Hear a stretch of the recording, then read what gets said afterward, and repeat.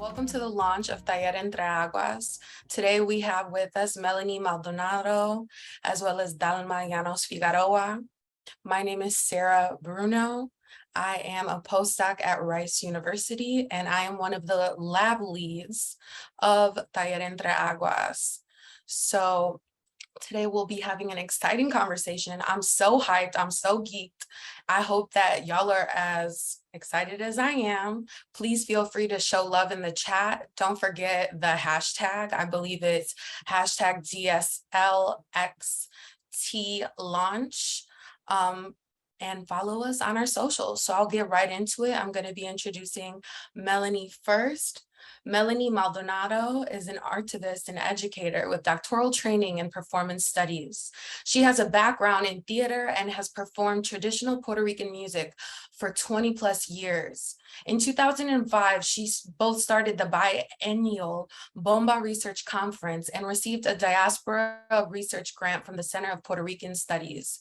She is published through Cambridge Scholars Press and the Centro Journal, served as a Boricua slang editor for Hey, Yo Soy, and Obatala Bugalu in 2013, and contributed to the Grove Dictionary of American Music and Central Journal. In 2011, Melanie started a Lugares Históricos project, which highlights Black history sites in Puerto Rico, about which she has 2 forthcoming book chapters, Melanie Be Writing. And in 2018, she led a first of its kind community tour of these ancestral spaces. And in 2019, began placing historical markers at these locations of importance for African diasporic gathering and traditional practices. Her work in Bomba has received 5 mayoral proclamations and recognitions by Puerto Rico's House of Representatives.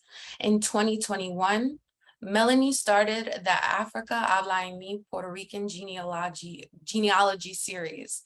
She is committed to creating access, building community, and helping families remember the legacies of their ancestors.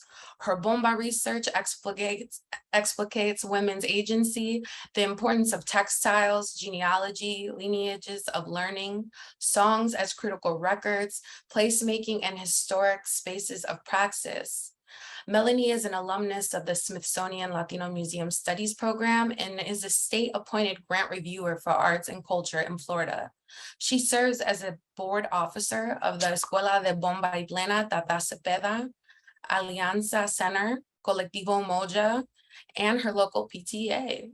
Melanie was one of the 2020 Women in Culture for New Jersey-based Raíces Cultural Center, a 2021 Matriarcado honoree for Buffalo, New York-based El Bate, and a 2022 speaker of both the Afro-Riqueña series at Segundo Ruiz Belvis Cultural Center in Chicago and the Arturo Alfonso Schomburg Symposium at Taller Puerto Riqueño in Philadelphia.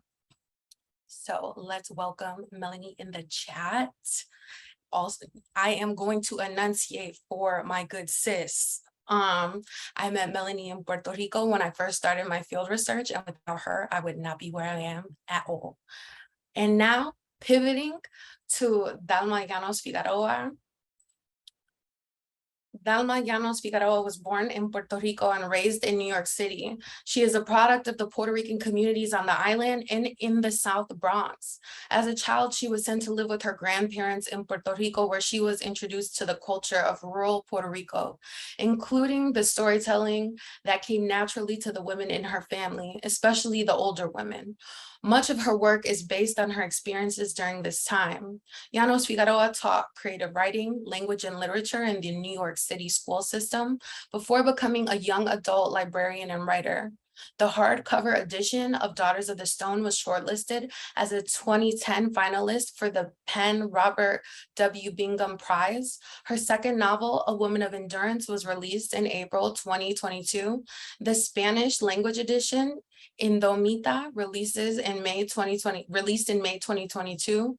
Her short stories have been published in anthologies and literary magazines such as Breaking Ground, Anthology of Puerto Rican Women Writers in New York from 1980 to 2012, Growing Up Girl, Afro-Hispanic Review, Pleiades, Latino Book Review, Label Me Latina, or Latino, and Quelly Journal. She currently lives in New York City, and I'm so excited to talk about A Woman of Endurance. I got 2 copies, double the fun, and I'll give it up to Melanie. Oh my goodness. I am so excited to be here today, to be part of this launch. Thank you, Dr. Johnson, Prima, and Sarah for the invitation. It is really such a privilege to be here, to be discussing such exquisite work. And oh my goodness, Dahlma, you have a huge fan in me, and I really, your work is beautiful. What drew me in immediately was how you center the ancestors. And I would love to talk about that with you. Particularly, you really focus on ancestral memory and how that manifests not only across generations, but in spirit work, in relationships. And so could you just tell us a little bit about how this recurrent theme in your writing manifests for you and guides you in your process? Wow. Okay, I'd love to do that. And before I do that, I want to thank the organization committee for inviting me here and giving me a voice. And the notion of having a voice is so important for me, because I really feel that my writing is really an avenue for our ancestors having a voice when they were denied a voice while they were walking this planet. So thank you very much. And Melanie, I can't wait to dig into your work, which will only enhance my own. So I'm looking forward to that. As to our ancestors, okay. I am a person who meditates regularly. I've been meditating for 30 years. And every writer has their own path to their creativity. And I feel that my creativity comes through my meditation in the form of ancestral images that are left for me in my dreams, in my meditation. I just have no other explanation for, I mean, some people would just say, well, you have a great imagination, and that's not good enough. Where does that come from? Where does my love of this information come from?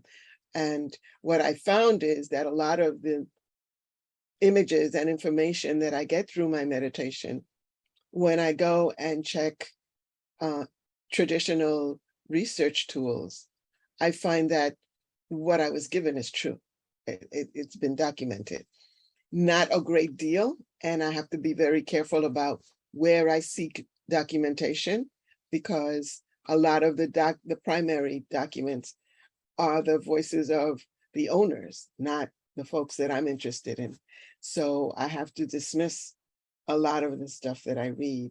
But oral history has been a great ally, and speaking to our elders who are still with us has been a great ally. But I really feel that my direct connection to my ancestors through meditation and through dreaming are the two engines that drive my narratives. And we see that reflected in Pola's dreams. We see that reflected throughout your texts. Mm-hmm. Oh my goodness. This webinar was not scheduled for long enough. Okay, I'll try and speak quickly.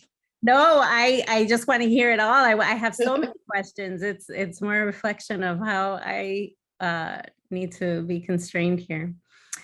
Your work educates, and as you weave these so many disparate facts about Puerto Rico's history, about Afrodescendencia, there are all these nuances that are embedded in your work that I just find so craftily inlaid in the text.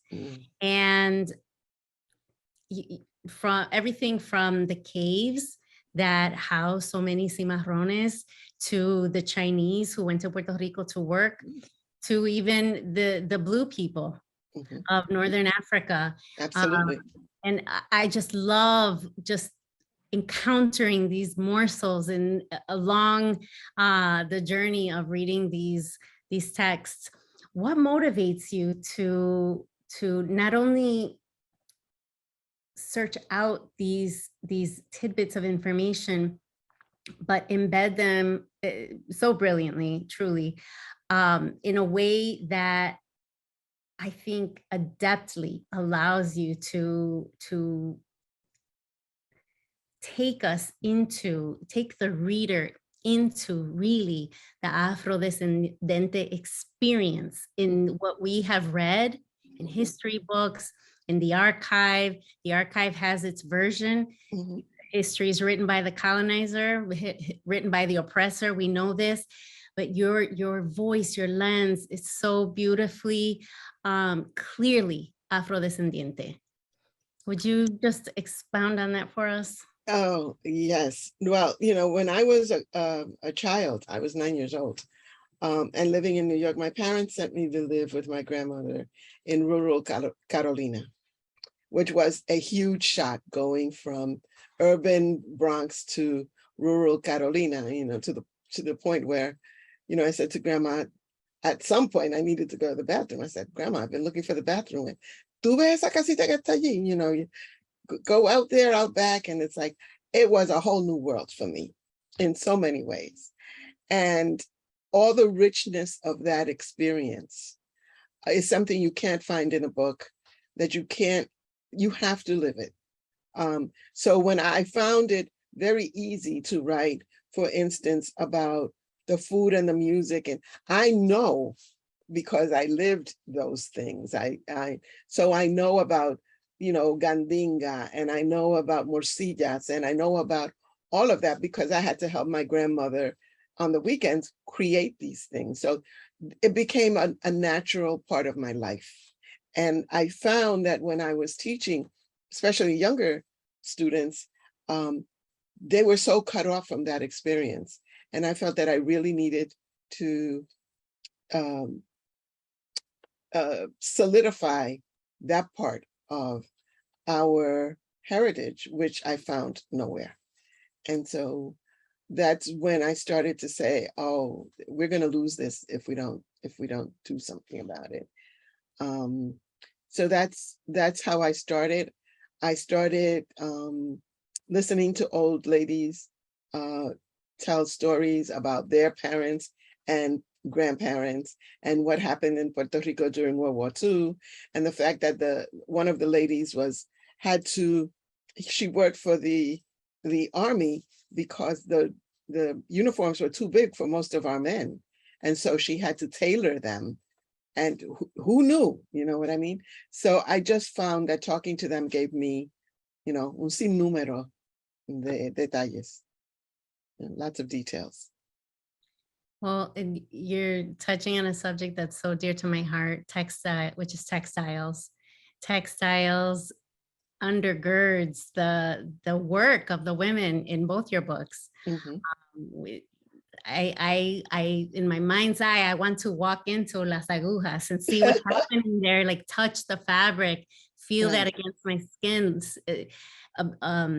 enjoy and appreciate the delicate work that you describe so beautifully. I have an enagua here from I see it. dancer from Puerto Rico, and I love that one of the things that you do is decenter this narrative around fine textiles in Puerto Rico being the work of the Spaniard woman, the white woman, the white appearing woman, and really center this as, well, she may have been the one that sold it, or took the orders, or sat and hosted the gentry Right. of her community, but really those who were creating these delicacies of fabric and fashion Mhm. were these women who have been voiceless, and in my work, nameless. Right.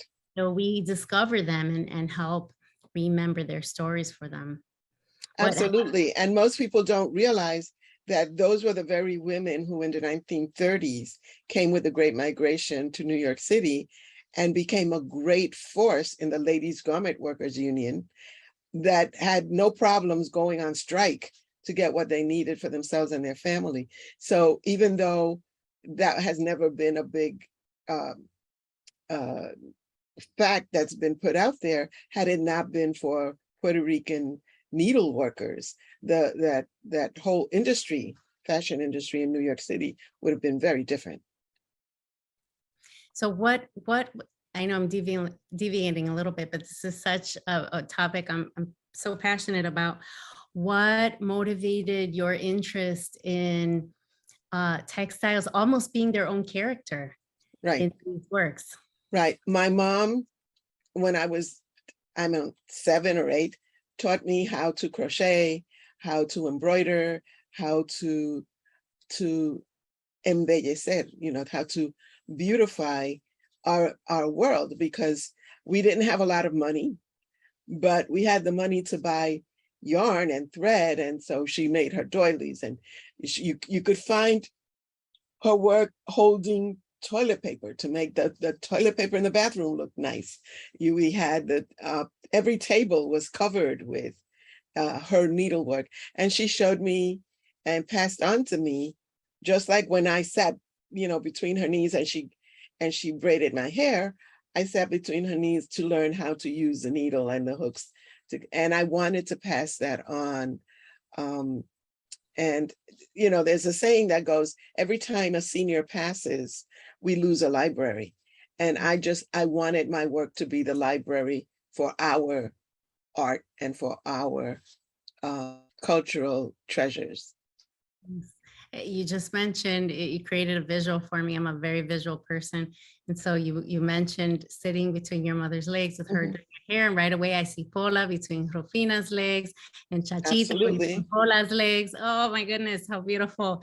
And that's the way a lot of knowledge was passed on, right? So you hear the voice from behind you.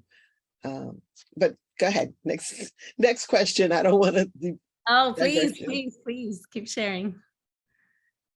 Do you tell me, we don't read too much about hair, but then we do. We read about Celestina's hair.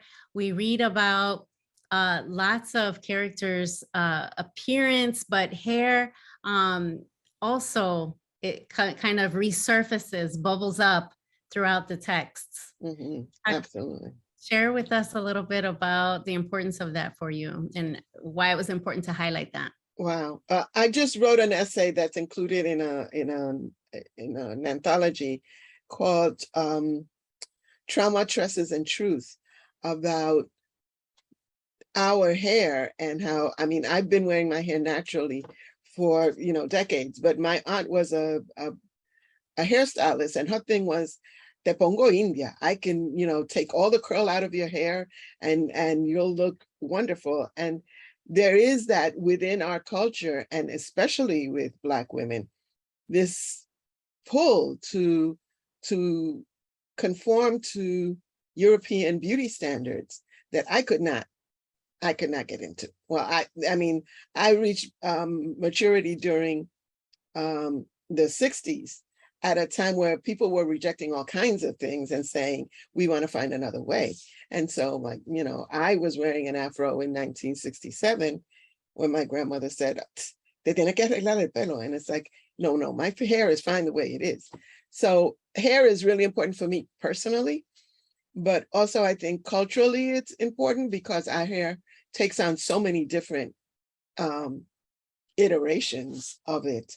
And so I really wanted to push the envelope with Leticia, for instance, who is so intent on looking white, even though she can't, that she goes out and cuts off a horse's tail so that she could glue it onto her head and have straight hair. And I think that's like the ultimate in self-hate and self-annihilation, which is why she, has the ending that she does. But I think for most Black women today, even, there has to be a decision. And I'm not advocating one or the other. I'm just saying that there is this range of hair textures that we have to deal with vis-a-vis the European white standard.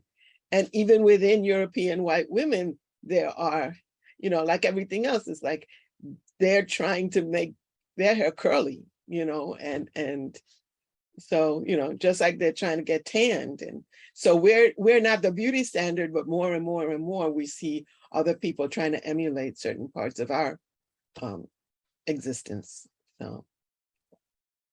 Well, as I think about kind of subverting norms, as I was reading, going through the scene where Paula is getting ready, and one by one, these godmothers come to her and gift her. Immediately, I thought of Yolanda Arroyo Pizarro's Las Reinas Magas. And I just thought how beautiful when our literature is in conversation with each other. Absolutely. These texts are in conversation with each other. Who are you reading right now that also positions an Afrodescendiente perspective at the forefront? Well, I love Yolanda's work, and she just had a book launch of her new bilingual edition of Negras.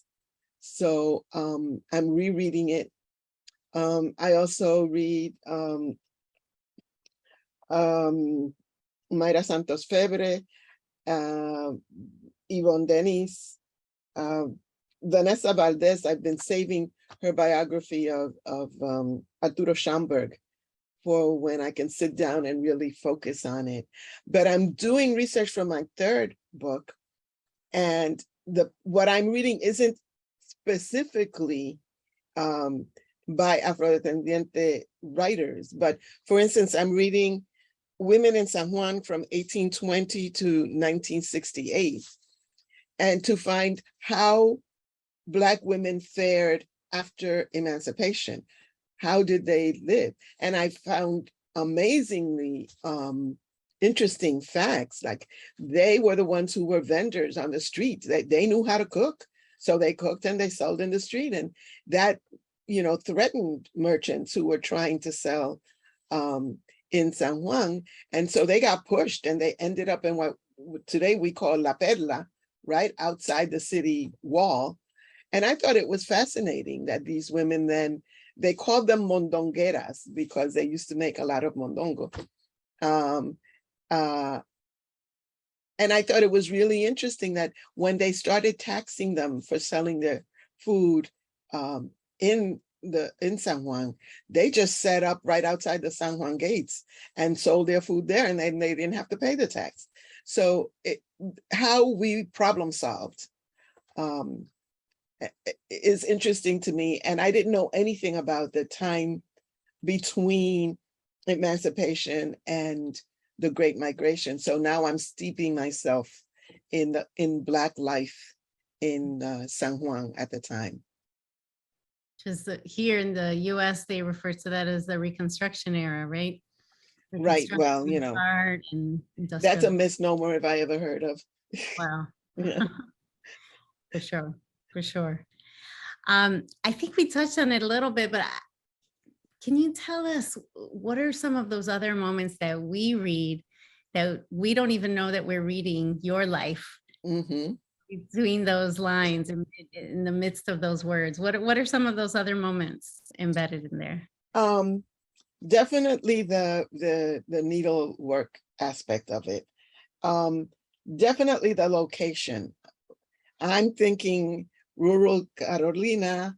In the first chapter of this book, she runs away to Oyomulo because that's where she thinks she can find refuge. And I'm struggling with the geography of things because she couldn't have gone that distance in that shorter period of time. And so I'm struggling with how I'm going to use that. I do research, but I have no problems changing geography or history in the service of my characters. And so Yeah, she's going to get there. And yeah, she's going to get to the seashore.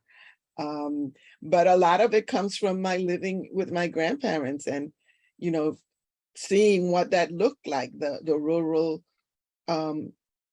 streets and paths and the lavando en la quebrada, you know, going to crossing the streams to wash clothes. And I remember my grandmother there wasn't indoor plumbing when I first went to live with her. And so outside the window in the kitchen, she had this, what looked like to me a sink. And that's where she put her dirty dishes. And once a day she washed them out and it let out that way. But it was just those little details, you know, the mosquiteros, you know, I had never seen a netting for mosquitoes in the Bronx, you know. So all of those aha moments, you know, I was used to going to the supermarket and getting my milk. And now here's this cow outside the window that has to be milked. I didn't know what a sugarcane field looked like. That was an interesting thing for me. Here you are, you have women in the 1800s who are out in the fields helping.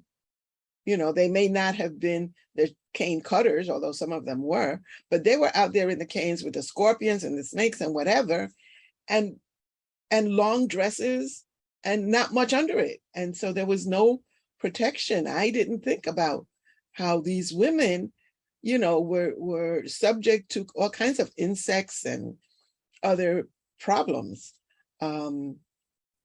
So a lot of it came from just my daily living and knowing what my grandfather smelled like when he came in from the fields at the end of the day.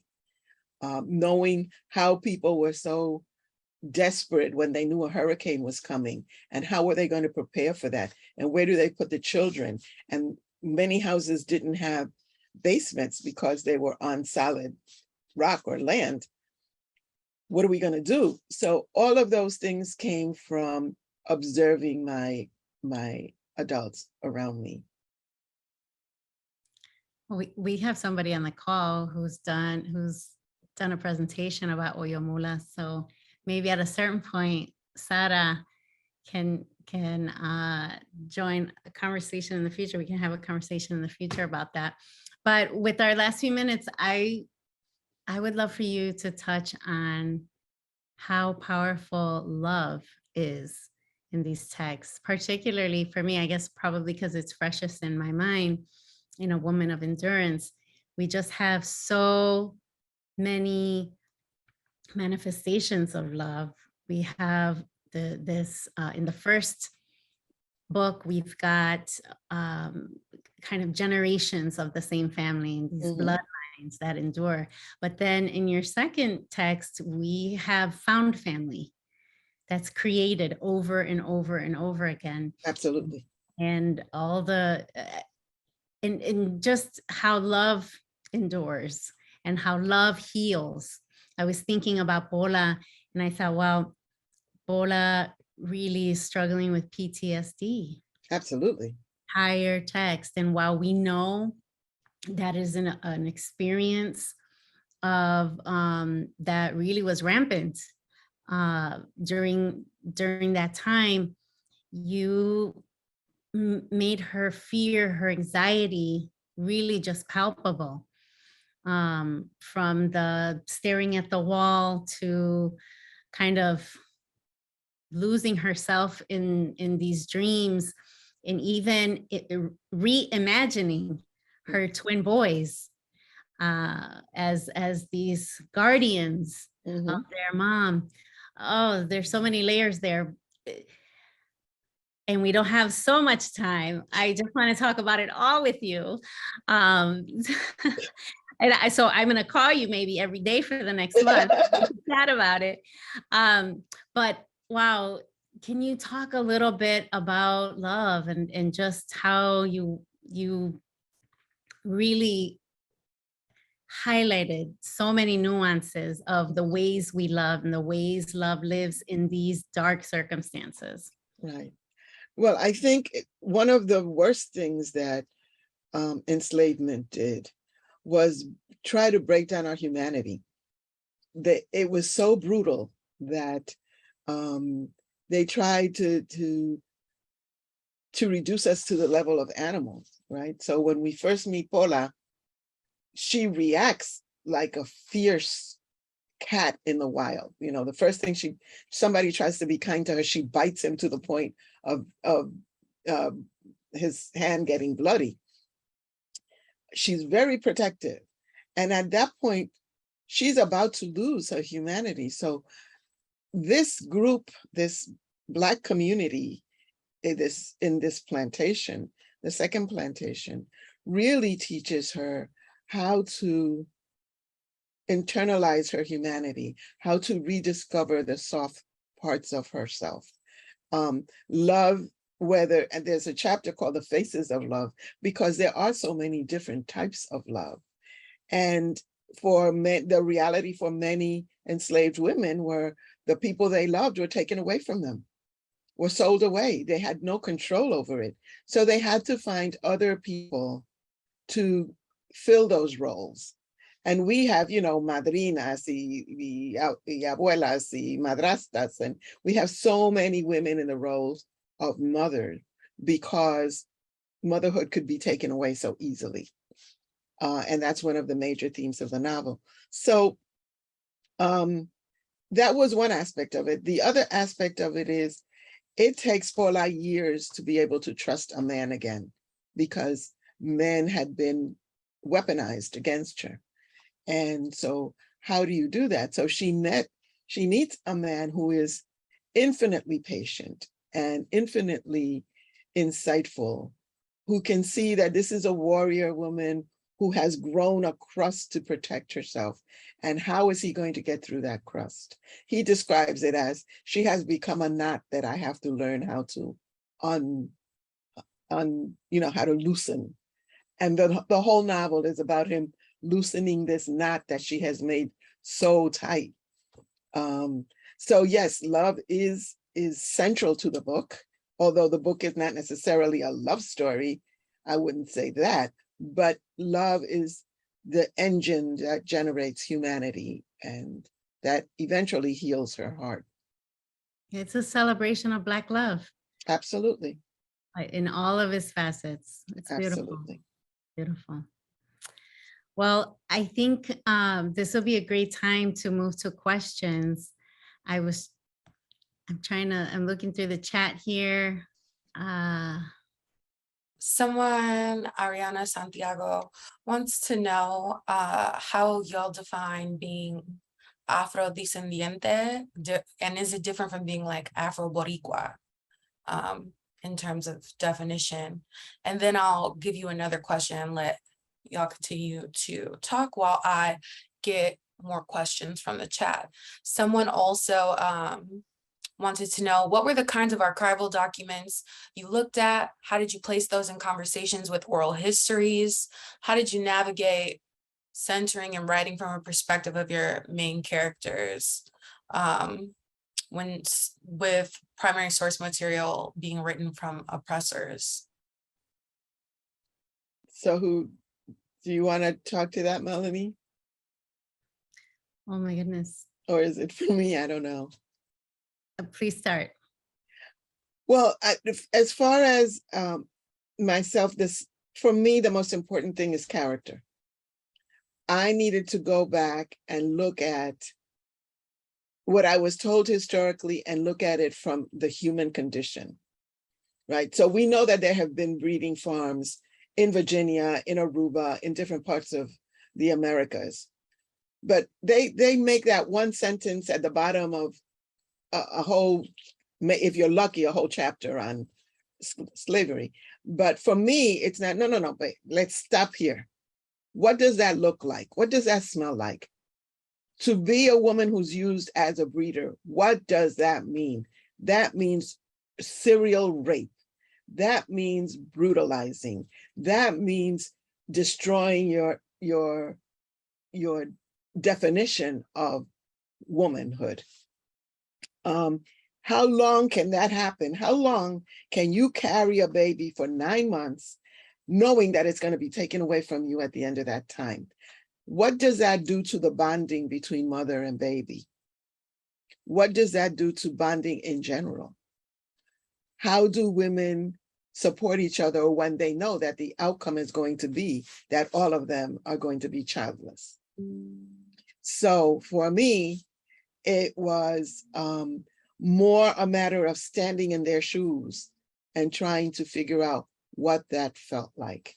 And I have to say, I did end up in the hospital at one point. It was very, very difficult. And then someone said to me, listen, you got to talk to the ancestors and tell them. And so I did. I went into meditation and I said, listen, I can tell your stories, but you have to protect me. You have to protect my heart. I never got that sick again. And I learned how to balance the really difficult parts of the book, which in some case you have to put it down, I think, with the humorous parts of the book or with the healing parts of the book. Simón and Josefa and Rufina and Pastora, they are not only characters, they are healing forces. So after I have a really brutal scene, you know, Simón shows up, or a comic, you know, like that, the fight in the sugarcane field happens, or so I had to figure out a way of writing these really brutal situations. I did look at the records of the slave owners, and they primarily reflected a mercantile way of looking at it. This person is worth this much money, or I cannot allow these people to run away because I need this and this. I've invested this and this and this. In fact, Don Tomas says, you cannot beat one of my slaves into so severely that they can't work. Not that you can't beat them because it's wrong, but you can't beat them because they can't work for me anymore. So it was this objectifying of people that I tried to internalize and think, how would I feel if I were in that situation? How would I react if I were in that situation? And there are some really subtle things. For instance, when Paula first leaves Rufina's cabin, which is a very protected environment, it's almost a womb for her, where she can begin to come to life again. Rufina sat her on a rock that was near the batey, and she moved and sat in front of a tree that she could lean on. Now that tree was rubbing her back, which was killing her, but she knew that she was protected on that side, that now she just had to protect herself in front. And so I had to do a lot of studying of how do people with post-traumatic syndrome behave in the world? How do women who are serially raped behave in the world? How do women who lose multiple babies behave in the world? Do they stop loving their children? So it was so many ways of looking at mental health and what happened. You know, two of the characters lose their mind because they can't handle it. Steve, and you're right. I know I had to put down the book a few times, and it's heavy. It's heavy, but I was grateful for the way love kept coming back, and the way grief was balanced with healing, and this sorrow and trauma and pain and agony was balanced with all of the acts of love. Someone said to me, there's no happy ending. I said, there is no happy ending. We're still struggling with this today. There is no happy ending. There's only, how do we continue healing? But so if you notice the last scene, you have, well, I don't want to spoil it for people who haven't read it, but all the elements, I'm sorry? Spoil it. Okay, at the end, it's really an interesting choreography of characters. You have the two hills where the two big houses are, and then you have the batey and the slave quarters on the bottom. And you have Romero, who continues to be the slave, the mayordomo, the overseer on one hill. Opposite him is Tia Josefa. So those two balance themselves out. He's the destroyer and she's the protector. And down the alley are Paula and Simon, about to start their lives together. They are still enslaved, but they are also protected. And not only are they protected by Josefa, but who shows up in Paula's dream, but Yemaya, who has kind of kept hands off for a while, but now the world is in balance. There is good, there is bad, there's the opportunity for creation, the opportunity for life. And now the two spirit boys have completed their task and they can leave. So anyway. Thank you so much for that. Wow, every time you talk, I feel like whoosh. So there's a couple more questions. Isa asked and said, you mentioned earlier in today's workshop, the effects of writing about ancestors and ending up in the hospital. How would you say you've changed as a writer throughout the process of writing each book? I have learned to protect myself. As I said, I carefully choose where I place different scenes so that they are not so damaging, but authentic at the same time. Authenticity is really important to me because we have been portrayed in such negative and inauthentic ways that it's really important for me to show who we really are. And who we really are is like the range of humanity, positive, negative, everything. I'm not saying that all the slaves were wonderful and all the masters were horrible. I am saying that in this world today, we are all human, and humanity means that we carry all those traits, and depends on how we choose to either control the rage, which may be very merited, or focus on the healing. And as far as I'm concerned, this book is about healing. Did that answer your question? Yeah, thank you. Mm-hmm. Someone else is wondering, and we do have about, I would say like 7 minutes before we have to wrap up the Q&A and give the ending remarks reminders. They're wondering about maybe hearing a favorite passage. I think the other question is, would you consider your writing work to be spirit work or part of your spiritual practice? And they're wondering if you could go into more in depth about that. Again, yeah, so we could either read a favorite passage or answer the questions. The people in the chat are loving Dahlma Llanos-Figueroa. Well, thank you. I don't have time to read that, but I'm sure you'll send me the chat room. I would love to read something to you. Quickly, I will say that I think that the only reason that we survived as a people with a capital P is that we had spirit that could not be destroyed. You can destroy a body, but you cannot destroy spirit. And I think that spirit is available to us and we can tap into it in any number of ways, whether you are a practitioner, whether you are a member of one of the many churches, whether it's Lucumi in Cuba or Candomblé in Brazil or Espiritismo, whatever it is, however you choose, whatever journey you take, that spirit that allowed our ancestors to survive is still there for us to tap into. And I think that's where my work comes from. And I just feel like they didn't have a chance to tell their story, but I do. And their sacrifice allows me to tell that story. So I put my marked text away, so I'm going to start at the beginning and read a little bit.